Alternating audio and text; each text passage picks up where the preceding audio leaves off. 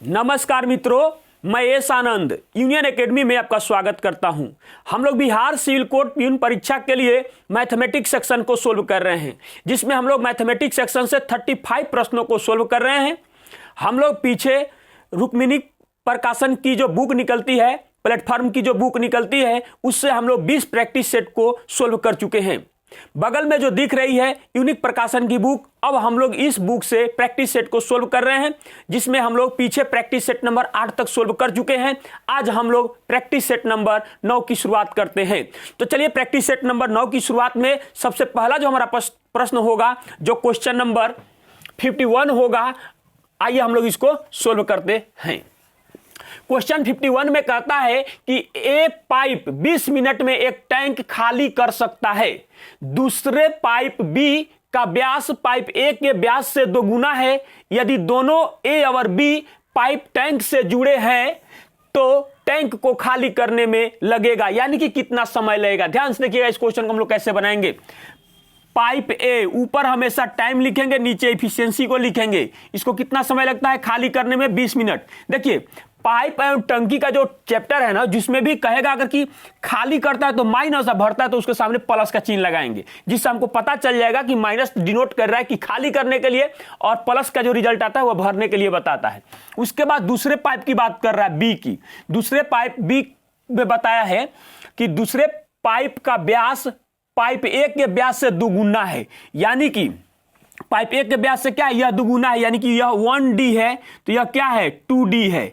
और जो इसका व्यास है ना, यही इसका क्षमता भी है। अब क्या कहता है, यदि दोनों ए और बी पाइप टैंक से जुड़े हों, यानी कि ए और बी एक साथ कह रहा है, तो टैंक कितने देर में खाली हो जाएगा। तो ध्यान से देखिएगा, इसकी इफिशियंसी यहां से डी और डी कॉमन हो जाए, कट जाएगा, तो क्या बचेगा, यहां हो जाएगा 1 और यहां हो जाएगा 2। तो दोनों की क्षमता कितनी हो जाएगी, दोनों की क्षमता हो जाएगी हम लोग के पास 3। अब ध्यान से देखिएगा, यहां 20 तो 3 में कितना से गुना कर दे कि यह भी बन जाए 20, तो लिखेंगे क्या, 3 में हम कितना से गुना कर दें कि यह 20 बन जाए, अर्थात y बराबर 20/3, जिसका अर्थ होता है 6.2/3 मिनट। अर्थात जिस ऑप्शन में 6.2/3 मिनट दिया गया है वही हमारा आंसर हो जाएगा 6.2/3 मिनट। क्या हो जाएगा, मिनट। यहां पर भी आप लिख सकते हैं, इसको भी जब आप तोड़ के गुना कीजिएगा तो यहां पर भी 20 ही आएगा, अर्थात ऑप्शन नंबर ए हमारा आंसर हो जाएगा। चलिए हम लोग अगला प्रश्न देखते हैं, क्वेश्चन नंबर 52। क्वेश्चन नंबर 52 में कहता है कि दो संख्याएं तीसरी संख्या से क्रमशः 20% और 40% अधिक है। पहली और दूसरी संख्या का अनुपात है। बहुत आसान क्वेश्चन है, ध्यान से देखिएगा। पहली संख्या, दूसरी संख्या, और ये हो जाएगा हमारी तीसरी संख्या। तो तीसरी संख्या मान लिए कि यह 100% है या 100 है, 100 भी मान सकते हैं या 100% भी मान सकते हैं। तो क्या बोला है, पहली संख्या 20% से ज्यादा है, यानी यह कितना है, 120 है, और दूसरी संख्या जो है कितना, 40% अधिक है, यानी कि 140 है। अब ध्यान से देखिए क्या बोला है, पहली और दूसरी संख्या का अनुपात। कुछ नहीं सोचना है, देखिए सिर्फ डायरेक्ट दिया हुआ है, पहली संख्या और दूसरी संख्या का अनुपात हम लोग को ज्ञात कर लेना है। बताइए कितना से कटेगा, यह 6 बार में कट जाएगा 20 से, और यह 7 बार में कट जाएगा। जिस ऑप्शन में 6:7 दिया हुआ है वही हमारा आंसर हो जाएगा, अर्थात ऑप्शन नंबर ए हमारा आंसर हो जाएगा। चलिए हम लोग अगला प्रश्न देखते हैं, क्वेश्चन नंबर 53। क्वेश्चन नंबर 53 में कहता है कि कितने वर्षों में एक धनराशि 5% प्रति वर्ष की ब्याज दर पर 3 गुनी हो जाएगी। ध्यान से समझिएगा, 3 गुनी हो जाएगी, इसका मतलब हो जाएगा कि वह मिश्रधन है। क्या है, मिश्रधन है, और हमारा प्रिंसिपल कितना है, 1 है। तो इसमें यह शामिल है, तो ब्याज कितना हो जाएगा, एस आई बराबर ए माइनस पी, यानी कि कितना हो जाएगा, यह हो जाएगा 2, यह हो जाएगा 3, और यह घट जाएगा तो 1 हो जाएगा। अब ध्यान से समझिएगा, जब हमको सब कुछ पता चल गया तो हम जानते हैं कि ब्याज बराबर, तो ब्याज बराबर मूलधन गुने समय, समय हमको निकालना है, दर हमको दिया हुआ है, और बटा कितना हो जाएगा, 100 हो जाएगा। अब देखिए यहां से इसको काट दीजिए, कितना बार में कटेगा, 20 बार में कटेगा, इधर जाके गुना हो जाएगा, तो टी बराबर कितना हो जाएगा, 40 वर्ष। जिस ऑप्शन में दिया गया है वही हमारा आंसर हो जाएगा। पहला तरीका ये हो जाएगा। अगर दूसरे तरीका की हम बात करेंगे तो देखिएगा कितना जल्दी से बनेगा हुआ।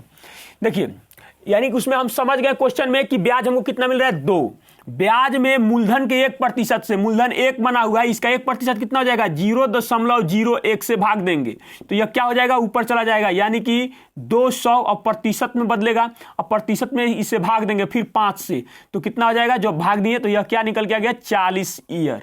जिस ऑप्शन में 40 साल दिया गया है वही हमारा आंसर हो जाएगा, अर्थात ऑप्शन नंबर बी हमारा आंसर हो जाएगा। चलिए हम लोग अगला प्रश्न देखते हैं, क्वेश्चन नंबर 54। क्वेश्चन नंबर 54 में कहता है कि एक पहिया 4000 बार परिभ्रमण करके 60 किलोमीटर की दूरी तय करता है, पहिए की त्रिज्या है। ध्यान से देखिएगा क्वेश्चन को कैसे बनाएंगे। पहिया एक बार घूमेगा तो कितना घूमेगा, 2 पाई आर की दूरी को तय करेगा, यानी कि दूरी बराबर दूरी, 4000 बार घूमेगा और एक बार घूमेगा तो 2 पाई आर दूरी को तय करेगा, जो कितना के बराबर है, 60 किलोमीटर के बराबर। अब मीटर में पूछा गया है तो हम इसको क्या करेंगे, 1000 से गुना कर देंगे तो यह भी मीटर में बदल जाएगा क्योंकि यह किलोमीटर में है। अब ध्यान से देखिएगा, 3 शून्य से 3 शून्य कैंसिल हो जाएगा, उसके बाद में यहाँ 4 है तो यह कितना बार में कट जाएगा, 4 से कटेगा तो यह 15 बार में कट गया, 15 चौका 60, ठीक है। उसके बाद देखिए इसको लिखिए 2 गुना 22/7 और गुना आर बराबर 15, तो सिर्फ आर बराबर हमारा कितना हो जाएगा, 15 गुना 7 और बटा कितना हो जाएगा, 44 हो जाएगा। ये दोनों गुना कर देंगे 44 हो जाएगा, अर्थात जब इसको हम लोग गुना करेंगे तो कितना हो जाएगा, 15 सत्ते 105, कितना हो जाएगा 105 और भाग हो जाएगा कितना, 44। जब हम लोग इसको भाग देंगे तो यह आएगा 44 दूना 88, 2.38 मीटर। जिस ऑप्शन में दिया गया है वही हमारा आंसर हो जाएगा, अर्थात ऑप्शन नंबर सी हमारा आंसर हो जाएगा। चलिए हम लोग अगला प्रश्न देखते हैं, क्वेश्चन नंबर 55। क्वेश्चन नंबर 55 जो हम लोग का है यह अभी फिर से सिंप्लीफिकेशन का क्वेश्चन है और बहुत आसान क्वेश्चन है। ध्यान से देखिएगा इसको कैसे सोल्व करेंगे। 25 का 25 रहने दीजिए और उसके बाद का है तो इसको गुना कर दीजिए, कोई फर्क यहां नहीं पड़ने वाला है। -30 लिख दीजिए, उसके बाद इसको सोल्व कीजिए। इसका मतलब हुआ 4 और 4 में 18 जोड़ देंगे तो कितना हो जाएगा, 22 हो जाएगा। बहुत आसान है, कोई बहुत बड़ी बात नहीं है। अब ध्यान से देखिए इसका अर्थ कितना हो जाएगा, 100 हो जाएगा और उसमें से 30 घट जाएगा तो क्या बचेगा, 70 और प्लस हो जाएगा 22, तो कितना हो जाएगा 92। जिस ऑप्शन में 92 दिया गया है वही हमारा आंसर हो जाएगा। इससे आसान कुछ हो सकता है, बहुत आसान क्वेश्चन है, अर्थात ऑप्शन नंबर सी हमारा आंसर हो जाएगा। चलिए हम लोग अगला प्रश्न देखते हैं, क्वेश्चन नंबर 56। क्वेश्चन नंबर 56 में कहता है कि दुकानदार को 56 रुपये में एक वस्तु बेचने पर 8% नुकसान होता है। 6% का लाभ प्राप्त करने के लिए वस्तु का विक्रय मूल्य होगा। बहुत आसान क्वेश्चन है कि अब 8% का नुकसान होता है तो बचा कितना, 92%, यानी कि 92% बचा। तो 92% का मान कितना दिया हुआ है, 46 रुपया दिया हुआ है, तो 1% का मान कितना हो जाएगा, 1% का मान इधर भेज दीजिए, 46/92 हो जाएगा, यानी कि यह कट जाएगा तो कितना हो जाएगा, 1/2 रुपये के बराबर हो जाएगा। अब ध्यान से देखिएगा 6% हमको लाभ चाहिए तो कितना लिखेंगे, 106%, और इसको क्या करेंगे 1/2 से लाकर इधर गुना कर देंगे। तो जब आप इसको काटिए तो कितना बार में कट जाएगा, 53, यानी कि 53 बार में कट जाएगा, अर्थात जिस ऑप्शन में 53 रुपया दिया गया है वही हमारा आंसर हो जाएगा, अर्थात ऑप्शन नंबर डी हमारा आंसर हो जाएगा। चलिए हम लोग अगला प्रश्न देखते हैं, क्वेश्चन नंबर 57। क्वेश्चन नंबर 57 में कहता है कि एक टीवी 8,500 रुपये में बेचने पर एक व्यक्ति को 15% का नुकसान होता है। 5% लाभ प्राप्त करने के लिए टीवी का विक्रय मूल्य क्या होगा। बहुत आसान क्वेश्चन है, ध्यान से देखिएगा। देखिए फिर से वही चीज हुआ, 100% में से 15% का नुकसान हुआ तो बचा कितना, 85%, यानी कि 85% बराबर 8,500 रुपया। तो देखिए 1% बराबर कितना हो जाएगा हम लोगों के पास, 85 से 85 कैंसिल होगा तो 100 रुपया हो जाएगा। इसका मतलब 5% लाभ चाहिए, तो यानी 100% जो मेरा पूंजी था, यानी कि जो मेरा क्रय मूल्य था, और उसमें भी 5% का लाभ चाहिए, यानी कितना चाहिए, 105% चाहिए। 105%, यानी कि इधर 105 से गुना किया, इधर भी वही क्रिया करेंगे तो क्या हो जाएगा, कुछ नहीं सोचना है, ये बहुत आसान है, डबल जीरो उस पर रख देंगे, यानी कि 10,500 रुपया हमारा आंसर हो जाएगा। जिस ऑप्शन में 10,500 रुपया दिया गया है वही हमारा आंसर हो जाएगा, अर्थात ऑप्शन नंबर सी हमारा आंसर हो जाएगा। चलिए हम लोग अगला प्रश्न देखते हैं, क्वेश्चन नंबर 58। क्वेश्चन नंबर 58 में कहता है कि दो संख्याओं के महत्तम समापवर्तक और लघुत्तम समापवर्त क्रमशः 12 और 240 है। यदि एक संख्या 24 है तो दूसरी संख्या क्या होगी। ध्यान से देखिएगा, इसके लिए फॉर्मूला होता है पहली संख्या गुने दूसरी संख्या बराबर लसा गुने मस्सा। यानी हम लोग लिख सकते हैं पहले कि पहली संख्या गुना दूसरी संख्या बराबर लसा गुना मस्सा होता है। ध्यान से देखिएगा, पहली संख्या हम लोग का कितना है, एक संख्या 24, तो रख दीजिए यहां पर। दूसरी संख्या पता नहीं, अब लसा कितना है यानी कि लघुत्तम समापवर्त कितना है 240 और मस्सा कितना है 12 है। तो देखिए 24 से 24 कैंसिल हो गया तो यहां 10 बचा हुआ है, तो 12 में गुना कर देंगे तो कितना हो जाएगा 120, अर्थात जिस ऑप्शन में 120 दिया गया है वही हमारा आंसर हो जाएगा। अगर ये बातें आपको याद होती ना तो 1 सेकंड लगाते। कैसे लिखते हैं हम लोग, देखिए कैसे लिखते हैं, डायरेक्ट लिखते 12 गुने, फिर वही चीज तो लिखते ही लिखते 240 और गुना में कर देते 12। जल्दी से इससे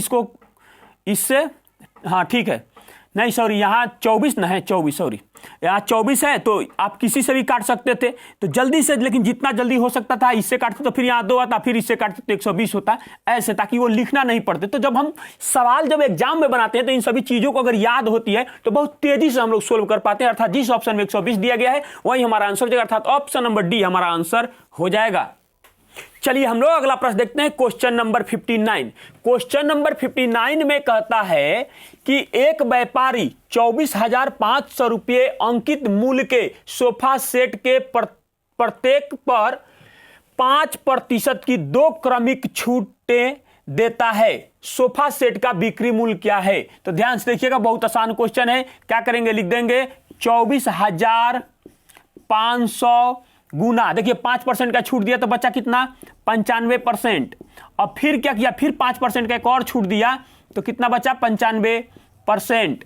अब ध्यान से देखिएगा, 00 से 00 कैंसिल कर दिए और क्या करेंगे, देखिए इसको काट देंगे 25 से तो यह 4 हो जाएगा और इसमें का 5 काट देंगे तो हमारे पास क्या बच जाएगा 19 और इसमें का भी 5 काट देंगे तो क्या बच जाएगा हमारे पास 19। इसका मतलब हो गया कि 245 गुना 19 का स्क्वायर कितना होता है 361 और भाग देंगे कितना से 4 से। अब इसको क्या करेंगे, यहां पर मल्टीप्लाई कर लीजिए 245 मल्टीप्लाई इसका हम लोग कर लेंगे कितना से 361 से कर दीजिए मल्टीप्लाई, कितना हो जाएगा 5 का 5 हो जाएगा। उसके बाद देखिए 6 × 30 और 4 कितना हो जाएगा 34 का 4 हो जाएगा, तो हासिल कितना हो जाएगा हम लोग के पास 3 हो जाएगा। उसके बाद 2 1 कम 2 हो जाएगा, उसके बाद में 5 3 15 हो जाएगा, उसके बाद में कितना हो जाएगा 6 चौका 24 हो जाएगा। जोड़िए सबको, क्या हो जाएगा यहाँ पर 14 का 4 हो जाएगा, उसके बाद में 2 1 3 और 1 को कितना हो जाएगा 4 हो जाएगा, यानी कि 44 हो रहा है। 44 का मतलब 4 हो जाएगा, तो हासिल हमारे पास फिर से कितना हो जाएगा 4 हो जाएगा। उसके बाद अब यहाँ से छोड़ देंगे तो क्या हो जाएगा 6 दूना 12 और 3 चौका 12, 12 12 कितना हो जाएगा 24, 24 और 4 कितना हो गया 28, 28 का 8 तो हासिल कितना हो जाएगा 2, इसको भी छोड़ देंगे 3 दूना 6, 6 और 2 कितना हो जाएगा 8। यानी कि जब इसका हम लोग मल्टीप्लाई किए तो क्या आया 8844 और भाग देंगे कितना से 4 से। अब इसको भाग दे दीजिए 4 2, फिर उसके बाद में कितना कट जाएगा 2, उसके बाद में कितना आएगा 1 1, फिर से 1 दशमलव देंगे तो कितना जाएगा 4 दूना 8 और बच गया कितना वहां पर 4 5 20। अर्थात जिस ऑप्शन में 22,111.25 रुपया दिया गया है वही हमारा आंसर हो जाएगा, अर्थात ऑप्शन नंबर ए हमारा आंसर हो जाएगा। चलिए हम लोग अगला प्रश्न देखते हैं, क्वेश्चन नंबर 60। क्वेश्चन नंबर 60 में दिया हुआ है, कहता है क्वेश्चन नंबर 60 कि एक ट्रेन 72 किलोमीटर प्रति घंटा की रफ्तार से चल रही है। ट्रेन द्वारा 15 मिनट में तय की गई दूरी है। बहुत आसान है, यह बेसिक है, बहुत आसान है, इससे आसान तो कुछ हो ही नहीं सकता है। हम लोग जानते हैं क्या होता है कि दूरी बराबर चाल गुना समय होता है। तो हमको क्या दिया हुआ है, हमको दूरी ही ज्ञात करना है। देखिए यहां पर चाल दिया हुआ है 72 किलोमीटर प्रति घंटा का रफ्तार दिया हुआ है, समय कितना दिया हुआ है 15 मिनट। तो क्या करेंगे, इसको 60 से भाग दे देंगे।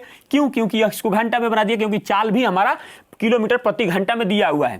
तो देखिए इससे कितना बार में कट जाएगा 4 बार में, और इससे कितना बार में कट जाएगा 18, 18 चौका 72, यानी कि 18 किलोमीटर दूरी तय करेगी। अर्थात जिस ऑप्शन में 18 किलोमीटर दिया गया है वही हमारा आंसर हो जाएगा, अर्थात ऑप्शन नंबर सी हमारा आंसर हो जाएगा। चलिए हम लोग अगला प्रश्न देखते हैं, क्वेश्चन नंबर 61। क्वेश्चन नंबर 61 में कहता है कि एक विश्वविद्यालय में विज्ञान, गणित और भाषा का अध्ययन करने वाले छात्रों की संख्या 2:4:9 के अनुपात में है। यदि विज्ञान, गणित और भाषा के छात्रों की संख्या में 10%, 20% और 40% की वृद्धि की जाती है तो नया अनुपात क्या होगा? बहुत आसान क्वेश्चन है, ध्यान से देखिएगा। 2:4 और 9 के अनुपात में ये लोग पहले से हैं। 10% की वृद्धि होती है, 20% की वृद्धि होती है, उसके बाद में 40% की वृद्धि होती है। तो वृद्धि करके नया मान निकाल दीजिए, तो नया मान हो जाएगा, देखिए 10% वृद्धि होने का मतलब हो जाएगा 2.2। बढ़ाइए, इसको कितना हो जाएगा? यह हो जाएगा 4 दूना 8 यानी कि 4.8। यह कितना जाएगा? 9 चौका 36 यानी कि देखिए 3.6 और जुटेगा इसमें तो कितना आ जाएगा? 12.6। अब ध्यान से देखिएगा, सब में अनुपातिक मान रख दीजिए और काट दीजिए। देखिए इस अनुपात सॉरी रख दीजिए। देखिए सब में क्या है? दशमलव है, एक एक अंक के बाद से सबको कैंसिल कर दिए तो नया वैल्यू में क्या प्राप्त? 2 से कट रहे थे, कितना हो जाएगा? 11। उसके बाद में यहाँ कितना हो जाएगा? 24 और यहां कितना हो जाएगा? 63। जिस ऑप्शन में 11:24:63 दिया गया है वही हमारा आंसर हो जाएगा, अर्थात ऑप्शन नंबर डी हमारा आंसर हो जाएगा। चलिए हम लोग अगला प्रश्न देखते हैं, क्वेश्चन नंबर 62। क्वेश्चन नंबर 62 में कहता है कि कक्षा 9 में 6 छात्रों के लिए विज्ञान में अंकों का औसत 48 था। कितना था? 48 था। परिणाम घोषित होने के बाद यह एक छात्र के मामले में पाया गया कि अंक 45 को गलती से 54 पढ़ लिया गया था। सही औसत है, यानी कि कौन सा है? ध्यान से देखिएगा, 2 तरीका हम आपको बताएंगे। सबसे पहले एक आसान करेंगे आपको। आप जानते हैं कि सही औसत तो ज्ञात करना ही है, औसत हमको निकालना है, लेकिन सबसे पहले आप ये कर दीजिए, अगर आपको तो कम समझ में आता है तब, कि 6 छात्र हैं और हमारे पास औसत जो है उसमें गुना करा दीजिए। कितना हो जाएगा? 48 गुना 6, तो इससे क्या हो जाएगा? योग निकले। अब ध्यान से देखिएगा, प्लस करेंगे। अब क्या करेंगे कि 45 को गलती से 54 पढ़ लिया गया है, तो गलती से जो पढ़ लिया गया आप अपना ले लीजिए और जो हमारा है उसको दे दीजिए। तो हमारा ओरिजिनल मान कितना है?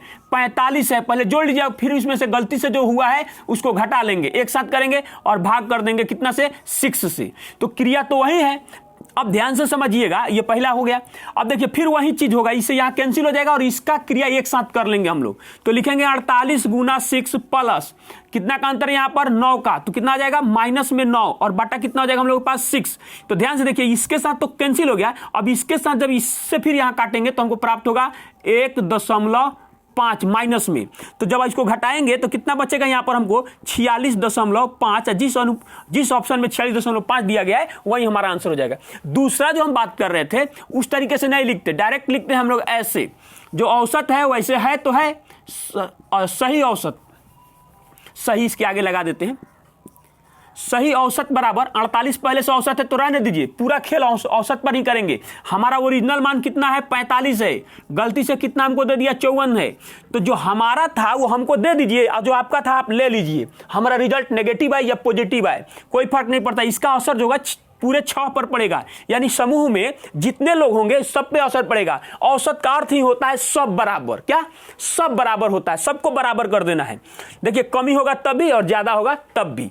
अब ध्यान से देखिए, फिर वही क्रिया करेंगे, 48 हो जाएगा। यहां पर हमारा रिजल्ट कितना आ रहा है? माइनस में 9। जब इससे भाग देंगे तो माइनस, प्लस और माइनस मिलाकर फिर वही चीज आ जाएगा, -1.5 और फिर कैलकुलेशन करेंगे तो हमको क्या मिल जाएगा? 46.5। जिस ऑप्शन में 46.5 दिया गया है वही हमारा आंसर हो जाएगा, अर्थात ऑप्शन नंबर सी हमारा आंसर हो जाएगा। चलिए हम लोग अगला प्रश्न देखते हैं, क्वेश्चन नंबर 63। क्वेश्चन नंबर 63 में कहता है कि वार्षिक आधार पर चक्रवृद्धि 5% प्रति वर्ष की दर से 2 वर्ष के लिए राशि पर चक्रवृद्धि ब्याज 205 रुपया है, साधारण ब्याज है। ध्यान से देखिएगा, इस क्वेश्चन को कैसे सोल्व करेंगे। 2 तरीका होगा। एक तो अगर आप ऑप्शन में देखना चाहते हैं, अगर ऑप्शन से इसको बनाना होता तो क्या करते? ध्यान से देखिए, एक चीज हमको दिख रहा है इसमें कि आप जानते हैं कि साधारण ब्याज से हमेशा ही चक्रवृद्धि ब्याज ज्यादा होता है। तो यह 205 है और 205 में ऑप्शन में देख रहे हैं तो सबसे ज्यादा है, तो 200 इसी तरह आंसर हो जाता है। यानी कि इससे कम कौन है? एक ही ऑप्शन में यही आंसर हो जाएगा, क्योंकि चक्रवृद्धि ब्याज जब दिया हुआ है तो साधारण ब्याज तो हमेशा उससे कम ही होता है। पहला बात छोड़िए उस बात को, दूसरा बात हम लोग देखते हैं। पहला ध्यान से देखिए करेंगे क्या हम लोग, 2 साल के लिए बात किया है, 2 ईयर के लिए बात किया हुआ है, रेट दिया हुआ है हम लोग के पास कितना 5%। तो हम आपको बता चुके हैं कि कौन सा फार्मूला लगाएंगे। या अगर फार्मूला नहीं समझ पाते तो देखिए, तो पहला वर्ष या दूसरा वर्ष, यह क्या हो जाएगा 5% पहला वर्ष ब्याज लगेगा, और दूसरे वर्ष क्या होगा 5% तो ब्याज लगेगा ही लगेगा, 5% पर फिर 5% का ब्याज लगेगा। क्या होगा 5% पर फिर से 5% का ब्याज लगेगा, यानी कि यह फाइनल अगर देखिएगा 5% पर 5% फिर 5% हो जाएगा। उसके बाद में एक नीचे चला आएगा, बट्टा में बन जाएगा, और फिर यहां पर यह प्रतिशत के साथ जुड़ जाएगा, यानी कि यह हो जाएगा 50-25, यानी 5.25% दूसरे साल का ब्याज हो जाएगा। अब यही चीज दोनों को जोड़ लेंगे ना तो हमको क्या प्राप्त हो जाएगा 10.25%। यह परसेंटेज मेथड कहलाता है, जिसका रुपया में कितना हो जाएगा 205 रुपया मान दिया हुआ है।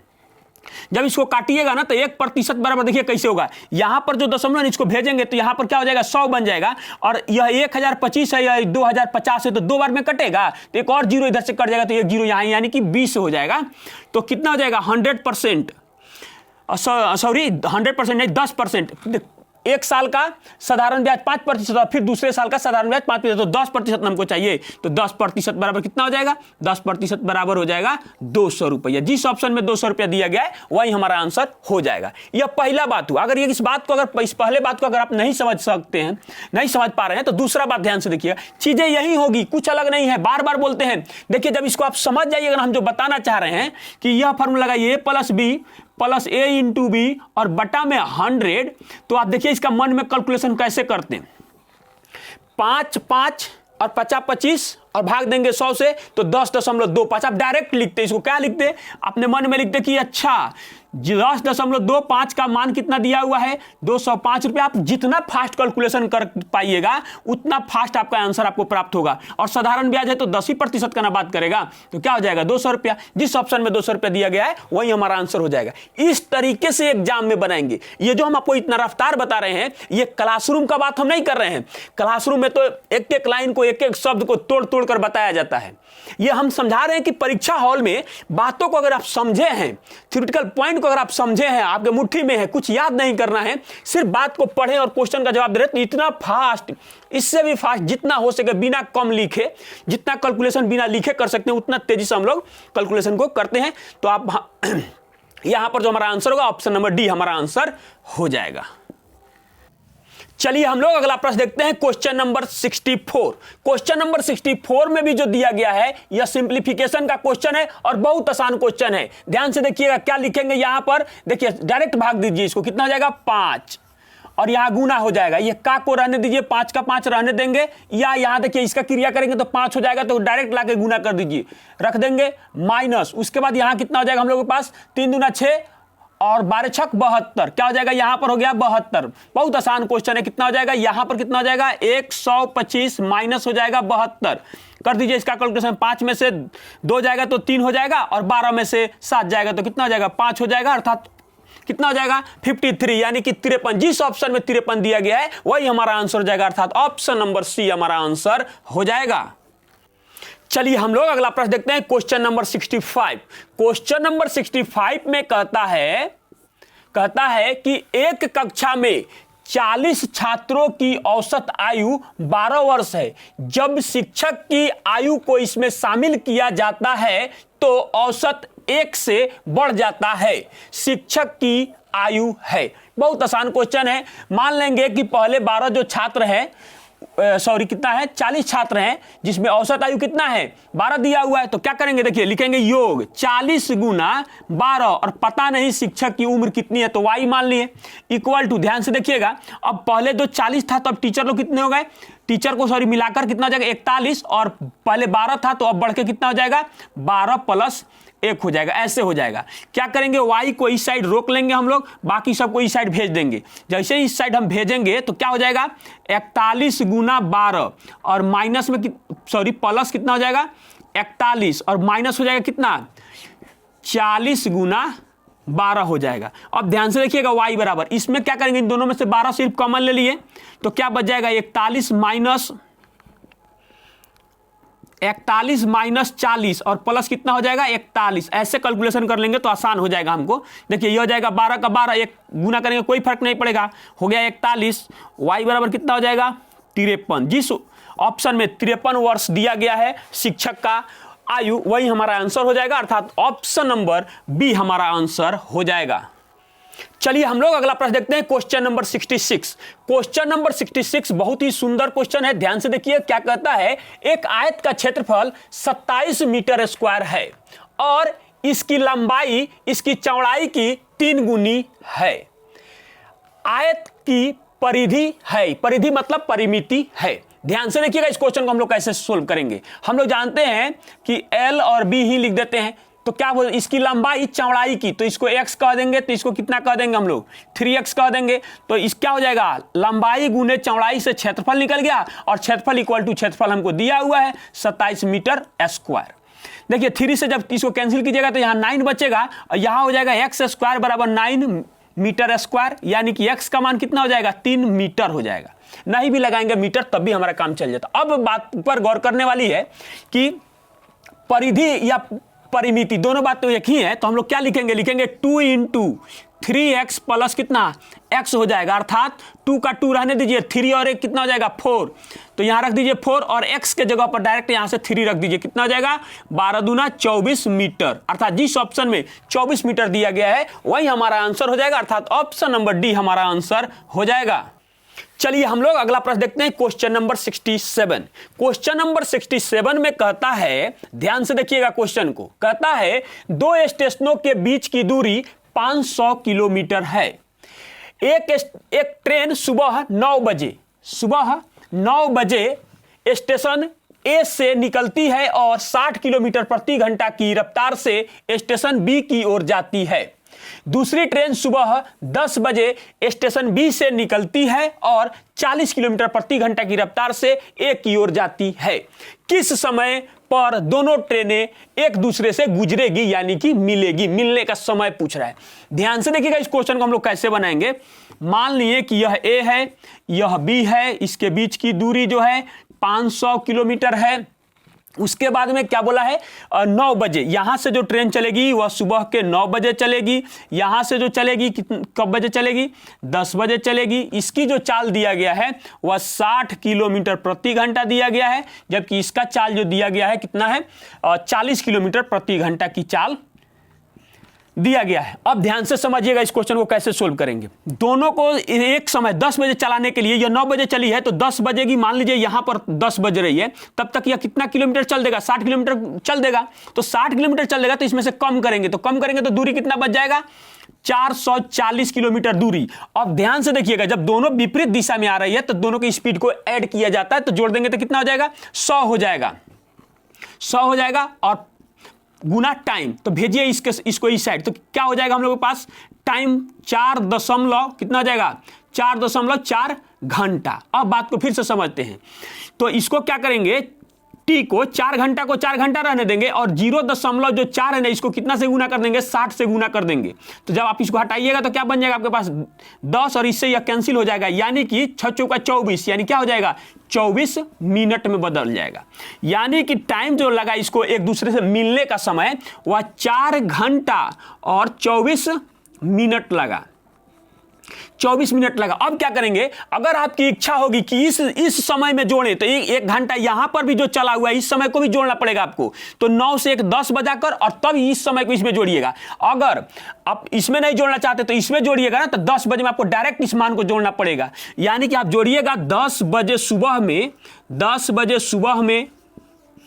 4 घंटा 24 मिनट, तो आप बताइए कितना बच जाएगा 10 से 12 के बाद 2 बजेगा, 2:24 मिनट होगा और समय कौन सा होगा वह एम था, यह पीएम हो जाएगा। अर्थात जिस ऑप्शन में 2:24 मिनट पीएम में दिया गया है वही हमारा आंसर हो जाएगा, अर्थात ऑप्शन नंबर सी हमारा आंसर हो जाएगा। चलिए हम लोग अगला प्रश्न देखते हैं, क्वेश्चन नंबर 68। क्वेश्चन नंबर 68 जो है यह टाइम एंड वर्क का क्वेश्चन है, बहुत ही सुंदर क्वेश्चन है, ध्यान से देखिएगा। रामा और हरि मिलकर एक काम को 15 दिनों में या दिन में पूरा कर सकते हैं। रामा हरि से 2 गुना तेज काम करता है, फिर हरि अकेले यह काम कितने दिनों में पूरा कर सकता है। बहुत आसान क्वेश्चन है, ध्यान से देखिएगा। क्या बोला है कि रामा अब प्लस हरी मिलके कितने दिनों में कर देता है? 15 दिनों में। ऊपर हमेशा टाइम, नीचे एफिशिएंसी को लिखेंगे। उसके बाद में कहता है फिर से कि रामा और हरि का चर्चा किया है। रामा हरि से दुगुना तेज काम करता है। रामा कौन? तो इसकी क्षमता, इसका मतलब 2 है, इसका क्षमता कितना है? 1 है। दोनों के क्षमता को जोड़ दीजिए, कितना हो जाएगा? 2 और 1 कितना हो जाएगा? 3। तो यहां पर ध्यान दीजिए, एक जगह पर टाइम और इफिशियंसी का गुणनफल जितना रहा है उतना हर जगह हमको चाहिए। तो देखिए यहां पर 45, तो पूछा क्या गया है? फिर हरि अकेला, हरि के बारे में पूछ रहा है, तो इस दोनों को गुना करेंगे तो 45, तो एक में कितना से गुना कर दे कि अभी बन जाए 45, अर्थात 45 दिन, और यही हमारा आंसर हो जाएगा। अर्थात जिस ऑप्शन में 45 दिन दिया गया है वही हमारा आंसर हो जाएगा, अर्थात ऑप्शन नंबर डी हमारा आंसर हो जाएगा। चलिए हम लोग अगला प्रश्न देखते हैं, क्वेश्चन नंबर 69। क्वेश्चन नंबर 69 में कहता है कि मामला ए, एक दुकान में लाभ लागत का 340% है। मामला बी, यदि लागत 32% बढ़ जाती है लेकिन विक्रय मूल्य स्थिर रहता है, यानी कि ज्यों का त्यों रहता है, तो मामला ए में विक्रय मूल्य का लगभग कितना प्रतिशत लाभ है? ध्यान से देखिएगा इस क्वेश्चन को कैसे समझेंगे। इस मामला से कोई खास बस हमको नहीं है, तो हम लिख देंगे कि माना कि क्रय मूल्य बराबर 100 रुपया। तो क्या लाभ हो रहा है? 340% लाभ हो रहा है। इसका मतलब हो गया कि लाभ बराबर हमारा कितना हो जाएगा? 340 रुपया। तो क्रय मूल्य और लाभ को जोड़ेंगे तो हमें क्या प्राप्त हो जाएगा? विक्रय मूल्य। क्या प्राप्त होगा? विक्रय मूल्य। तो विक्रय मूल्य हमारा कितना हो जाएगा? 440 रुपया। मामला ये, मतलब पहला वाला मामला ए है। अब दूसरा मामला, यह मामला ए कह सकते हैं इसको, अब दूसरा मामला में क्या है? ध्यान से देखिए क्या बोलता है कि मामला बी, यदि लागत 32% बढ़ जाए तो अब क्या हो जाएगा? नया क्रय मूल्य, नया क्रय मूल्य हो जाएगा। तो नया क्रय मूल्य हम लोग का कितना हो जाएगा? 100 और प्लस में 32 रुपया बढ़ गया, यानी ये कितना हो जाएगा? 132 रुपया। अब ध्यान से देखिएगा हम लोग को क्या हो जाएगा। अब हम लोग का नया विक्रय मूल्य भी हो जाएगा हम लोगों के पास। तो नया विक्रय मूल्य कितना हो जाएगा हम लोगों के पास? नया विक्रय मूल्य हो जाएगा 440 ही, क्योंकि इसके बारे में बताया गया यह स्थिर है। तो अब कितना लाभ हो रहा है? अब ध्यान से देखना है, और इसके सहारे लाभ प्रतिशत को हमको ज्ञात करना है। तो ये घटाइए इसमें से। अब लाभ हम लोग के पास कितना हो जाएगा? लाभ बराबर 440 माइनस 132, यानी कि ध्यान से देखिए इसमें से 100 घट जाएगा तो क्या हो जाएगा? 300, और 40 में से 32 घट जाएगा तो कितना हो जाएगा? 8, यानी कि यह हो जाएगा हम लोगों के पास लाभ प्रतिशत बराबर 308 बट्टा कितना हो जाएगा? 44, यानी कि 440, और गुना कितना हो जाएगा? 100%। ध्यान से देखिएगा, एक शून्य से एक शून्य कैंसिल हो गया, और 7 चौका 28, और देख लीजिए ध्यान से, यानी कि 44 ये कितना बार में कट रहा है? 7 बार में कट रहा है, तो कितना हो जाएगा? 70%। यानी कि अब जो नया उसका विक्रय मूल्य है वो 70% है, अर्थात जिस ऑप्शन में 70% दिया गया है वही हमारा आंसर हो जाएगा, अर्थात ऑप्शन नंबर बी हमारा आंसर हो जाएगा। चलिए हम लोग अगला प्रश्न देखते हैं, क्वेश्चन नंबर 70। क्वेश्चन नंबर 70 में कहता है कि 1 से 80 तक की संख्याओं में कितने प्रतिशत संख्याओं में इकाई अंक 1 या 9 है? तो ध्यान से देखिएगा इस क्वेश्चन को पहले सोल्व कैसे करेंगे। जितना है उतना लिख देंगे, लिखेंगे 1, फिर लिखेंगे 9, फिर लिखेंगे 11, फिर लिखेंगे कितना 19 हो जाएगा, फिर कितना हम लोग का हो जाएगा 21 हो जाएगा, फिर कितना 29 हो जाएगा, फिर कितना 31 लिखेंगे, फिर कितना लिखेंगे 39 लिखेंगे, फिर कितना लिखेंगे 41 लिखेंगे, फिर कितना लिखेंगे 49 लिखेंगे, फिर कितना लिखेंगे 51 लिखेंगे, फिर कितना हो जाएगा 59 हो जाएगा, फिर कितना हो जाएगा 61 हो जाएगा, फिर कितना हो जाएगा 69 हो जाएगा, फिर कितना हो जाएगा 71 हो जाएगा, और फिर कितना हो जाएगा 79 हो जाएगा। इतना है। उसके बाद तो आगे जाएंगे तो 81 ना हो जाएगा। हमको कितना चाहिए? 1 से 80 तक ही चाहिए। तो इसकी गिनती कीजिए 1 2 3 4 5 6 7 8 9 10 11 12 13 14 15 16, यानी कि कितना है 16। अब क्या करेंगे? लिखेंगे यहां पर 16 का 16 और बट्टा कहां तक कहा है? 80 तक, तो 80 और गुना कितना हो जाएगा 100%। काट दीजिए जिससे जो कटता है, यह कटेगा तो कितना हो जाएगा 5 हो जाएगा, यह कटेगा तो 4 हो जाएगा, इससे काट देंगे तो यह कितना हो जाएगा 4 हो जाएगा, अर्थात 4 5 कितना हो जाएगा 20, यानी 20% संख्याएं हैं और जिस ऑप्शन में 20% दिया गया है वही हमारा आंसर हो जाएगा, अर्थात ऑप्शन नंबर सी हमारा आंसर हो जाएगा। चलिए हम लोग अगला प्रश्न देखते हैं, क्वेश्चन नंबर 71। क्वेश्चन नंबर 71 में कहता है कि एक ट्रेन एक कार की तुलना में 50% तेजी से यात्रा कर सकती है। दोनों एक ही समय बिंदु ए से शुरू होते हैं और एक ही समय बिंदु ए से 60 किलोमीटर दूर बिंदु बी तक पहुंचते हैं। हालांकि स्टेशनों पर रुकने के दौरान ट्रेन को लगभग 12.5 मिनट का नुकसान हुआ। कार की गति है। ध्यान से देखिएगा इस क्वेश्चन को हम लोग कैसे बनाएंगे। पहले लिख देंगे कार, फिर लिख देंगे हम लोग क्या है ट्रेन।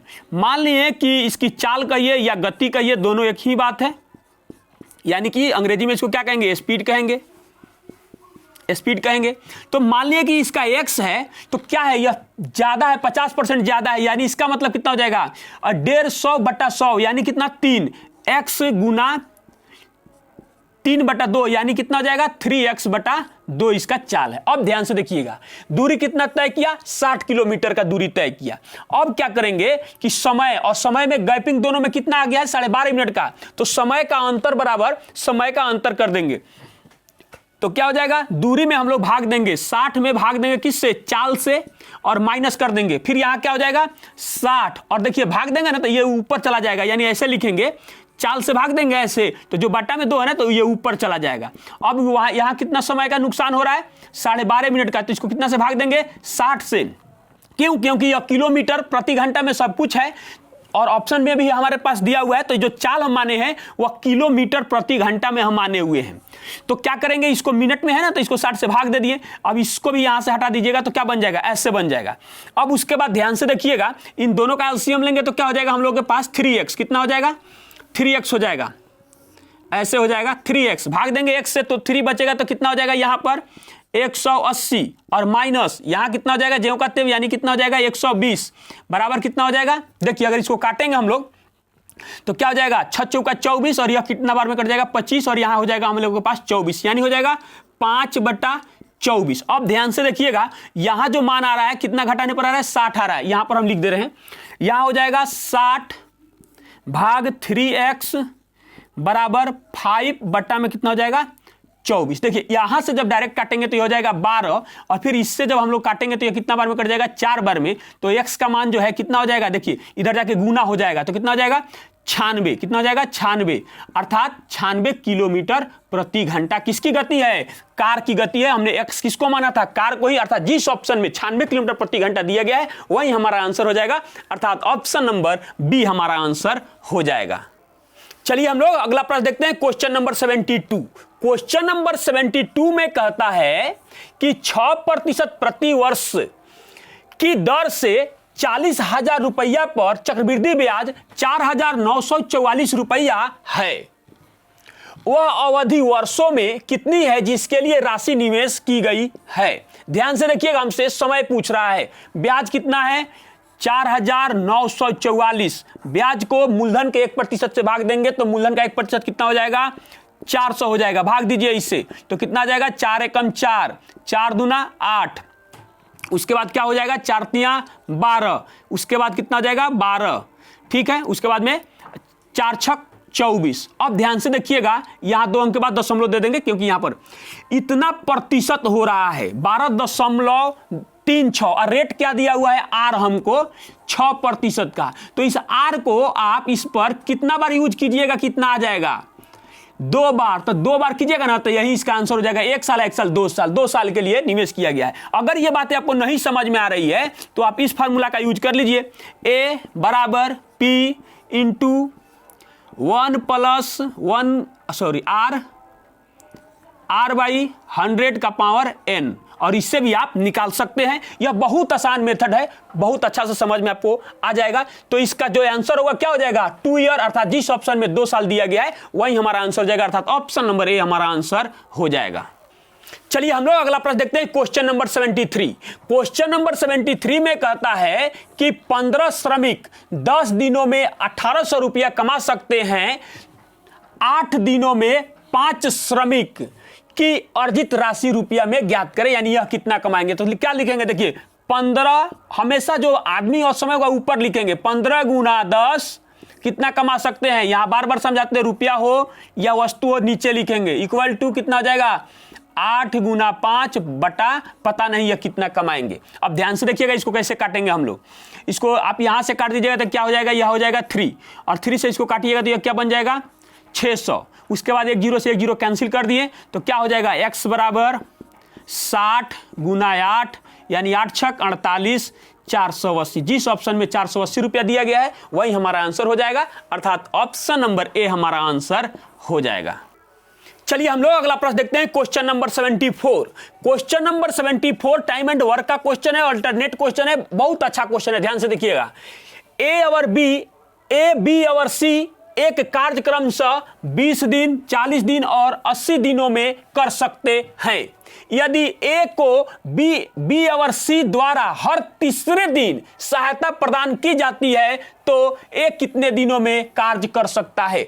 ध्यान से देखिएगा इस क्वेश्चन को। पहले हम लोग क्या करेंगे, ए लिखेंगे, बी लिखेंगे, सी लिखेंगे। कितने दिनों में कर सकता है, 20 दिनों में, 40 दिनों में और 80 दिनों में। ऊपर टाइम लिखेंगे, नीचे हमेशा एफिशिएंसी लिखेंगे। क्या हो जाएगा, यह हो जाएगा 4 इसकी एफिशिएंसी, यह हो जाएगा 2 और यह कितना हो जाएगा 1। आप देख लीजिए हर जगह 80 80 80 हो गया। अब बात पर समझिएगा, पहले क्या कहता है, पहला दिन, दूसरा दिन और तीसरे दिन में ए बी सी इसके साथ आ जाएगा काम करने के लिए। फिर ए काम करेगा, फिर ए काम करेगा, उसके बाद फिर तीसरे दिन ए बी सी इस तरह काम करेगा। तो काम कितने दिनों में समाप्त होगा।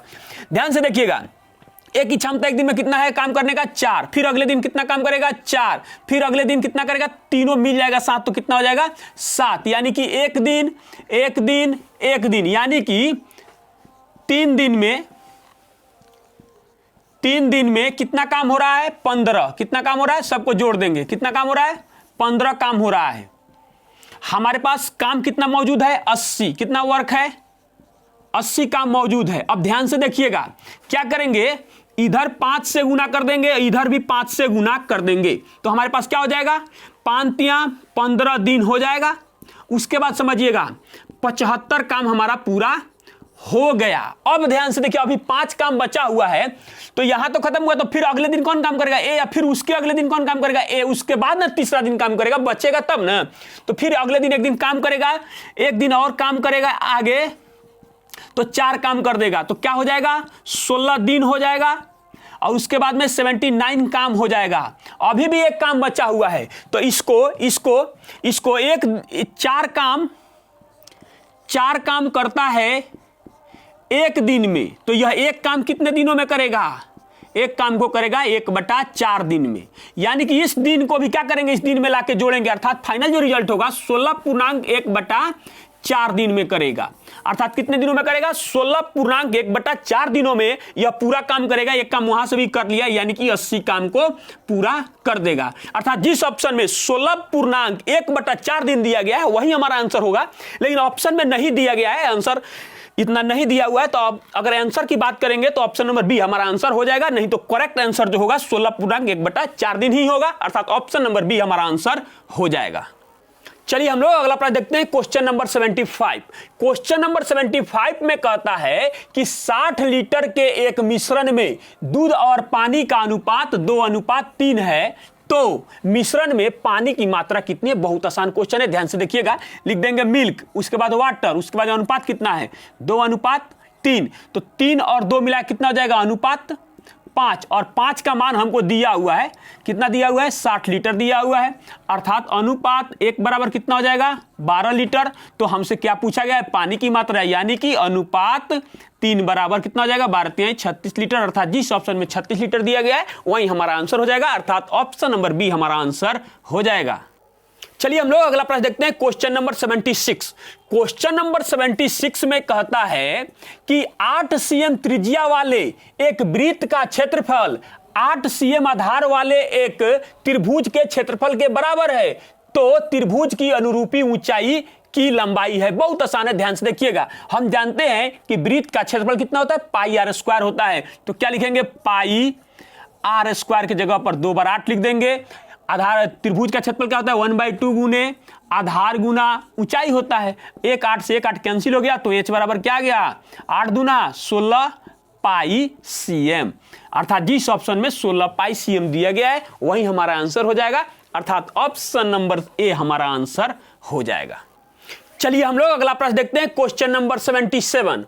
क्वेश्चन नंबर 77 में कहता है कि एक व्यक्ति ने अपने पुराने टाइपराइटर को 4,500 रुपया में बेचने की योजना बनाई, जिस पर उसे 10% हानि होगी। 20% लाभ प्राप्त करने के लिए उसे इसे कितने रुपया में बेचना चाहिए। बहुत आसान क्वेश्चन है, ध्यान से देखिएगा। 10% की हानि होती है कब, जब वह 45 रुपया में बेचता है तब, यानी कि 90% बराबर 4,500 रुपया। तो क्या हो जाएगा, 1% या डायरेक्ट भी आप निकाल सकते हैं। कितना हमको लाभ चाहिए, 20% का, तो डायरेक्ट लिखिए 120% बराबर व्हाट, तो क्या हो जाएगा 4500 बट्टा 90 और गुना कितना हो जाएगा 120। कितना बार में कटेगा, 30 से 4 बार में, इससे कटेगा 3 बार में। देखिए इससे कट जाएगा कितना बार में, 15 बार में। 15 चौका कितना हो जाएगा 60 यानी कि कितना हो जाएगा 6,000 रुपया। अर्थात जिस ऑप्शन में 6,000 रुपया दिया गया है वही हमारा आंसर हो जाएगा, अर्थात ऑप्शन नंबर ए हमारा आंसर हो जाएगा।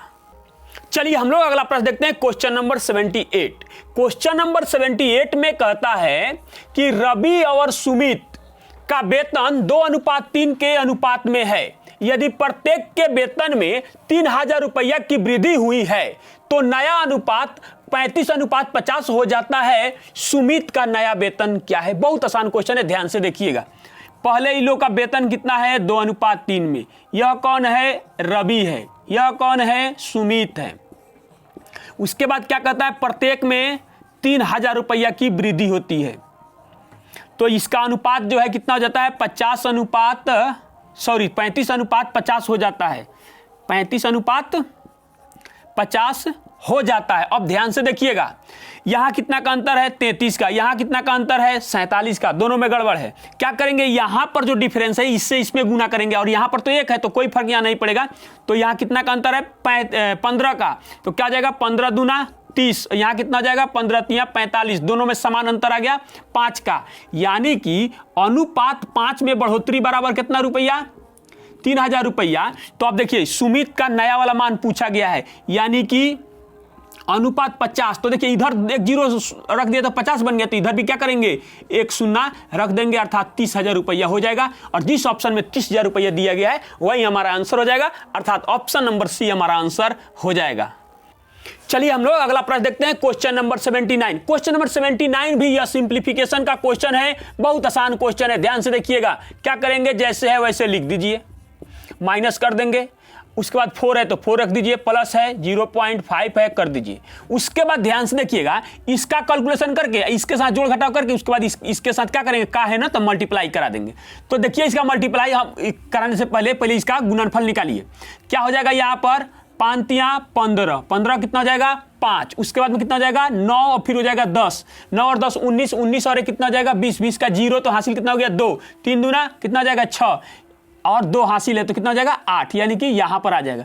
अब बताइए 8.8 में से इसको जब आप घटाइएगा तो 8 से तो 8 कैंसिल हो गया, ये बन जाएगा 80, 80 में से 5 घटेगा, यानी कि ये हो जाएगा हम लोग का 0.75 ऐसे बन जाएगा। उसके बाद यह ऐसे रहने दीजिए। उसके बाद क्या करेंगे, इसको 0.65 रहने दीजिए, फिर माइनस है तो माइनस तो रहेगा ही रहेगा। उसके बाद में इन दोनों को हम लोग को गुना कर देना है, प्लस का प्लस। जब हम लोग इसको गुना करेंगे तो क्या हो जाएगा 50 25 के 5, तो हासिल हम लोग के पास कितना हो जाएगा 2, 7 5 35, 35 और 2 कितना हो जाएगा 37। अब फिर एक चीज देखिएगा ध्यान से, क्या हो गया कि यहाँ भी 2 अंक के बाद दशमलव है और 1 अंक यहाँ, तो 3 अंक के बाद अब दशमलव हो जाएगा। उसके बाद अब क्या करेंगे, हम लोग लिख देंगे 8.65 अब माइनस कर देंगे डायरेक्ट इसको, कितना करेंगे 4 पॉइंट, उसके बाद में कितना हो जाएगा 375 है। यहां पर क्या करेंगे 0 रख देंगे। 10 में से 5 जाएगा तो कितना हो जाएगा 5 हो जाएगा। यह कितना बच गया 14, 14 में से 7 जाएगा तो कितना हो जाएगा 7 हो जाएगा। यह बन गया हम लोग का 5, 5 में से 3 जाएगा तो 2, दशमलव का दशमलव रहने दीजिए, 8 में से 4 जाएगा तो 4, अर्थात जिस ऑप्शन में 4.275 दिया गया है वही हमारा आंसर हो जाएगा, अर्थात ऑप्शन नंबर ए हमारा आंसर हो जाएगा। चलिए हम लोग अगला प्रश्न देखते हैं, क्वेश्चन नंबर 80। क्वेश्चन नंबर 80 में कहता है कि यदि कोई व्यक्ति 10 किलोमीटर प्रति घंटा के बजाय 15 किलोमीटर प्रति घंटा की गति से चलता है तो वह 25 किलोमीटर अधिक चला होता, उसके द्वारा तय की गई यात्रा की वास्तविक दूरी थी। बहुत आसान क्वेश्चन है, ध्यान से देखिए क्या करेंगे। दोनों चाल में कितना का अंतर है, 5 किलोमीटर प्रति घंटा का अंतर है। तो यह अंतर दूरी में कितना अंतर लेके आ गया, 25 किलोमीटर का अंतर लेके आ गया। तो उसकी वास्तविक चाल क्या है, 10 किलोमीटर प्रति घंटा, यानी कि इसको 10 किलोमीटर प्रति घंटा के चाल में बना दीजिए। तो यह 10 किलोमीटर प्रति घंटा की चाल से चला होता ये घंटा, इधर से 2 गुना किए तो इधर से भी 2 गुना कर दे तो वह कितना दूरी चला होता, 50 किलोमीटर दूरी चला होता। और जिस ऑप्शन में 50 किलोमीटर दूरी दिया गया है वही हमारा आंसर हो जाएगा, अर्थात ऑप्शन नंबर डी हमारा आंसर हो जाएगा। चलिए हम लोग अगला प्रश्न देखते हैं, क्वेश्चन नंबर 81।